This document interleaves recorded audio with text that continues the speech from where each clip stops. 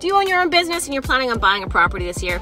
Welcome to Lessons from the Lincoln. Today, we are going to talk about how, if you own your own business, you have actually a lot of additional challenges getting financing.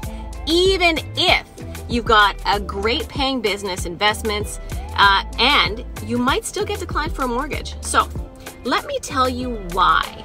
If you have your own business or multiple holding companies, the amount of documentation to prove your income increases from the lender.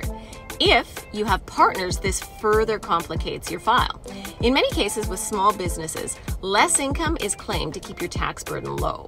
But in doing that, you can't prove you can service a higher mortgage regardless of what you make. In addition, if you carry an investment property or more, there are different rules with lenders for how much of that rental income they can actually write off and include as covered by the tenants.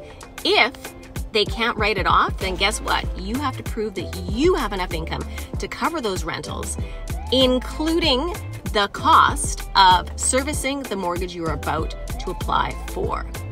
If your business is carrying any personal debt, perhaps equipment debt, property, or a revolving line of credit, that's an additional wrench in your application.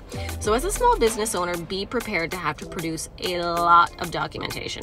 And if you've been keeping your tax burden low, this is when it's going to come back to bite you in the ass. And also if you have extra rental properties, be prepared for a potentially long and complicated process. So any small business owner who's looking at purchasing a property, I wouldn't recommend you going with your bank. Even if you have a great relationship with them, I would highly recommend going with a broker, because the broker is going to have the flexibility to be able to access multiple financial products with different criteria for each. And the more complicated your file is, the more flexibility you're going to need to get approved. So I hope that helps you.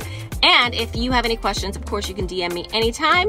Follow this and share this with a friend who needs to hear it. I'll see you in the next video. Bye.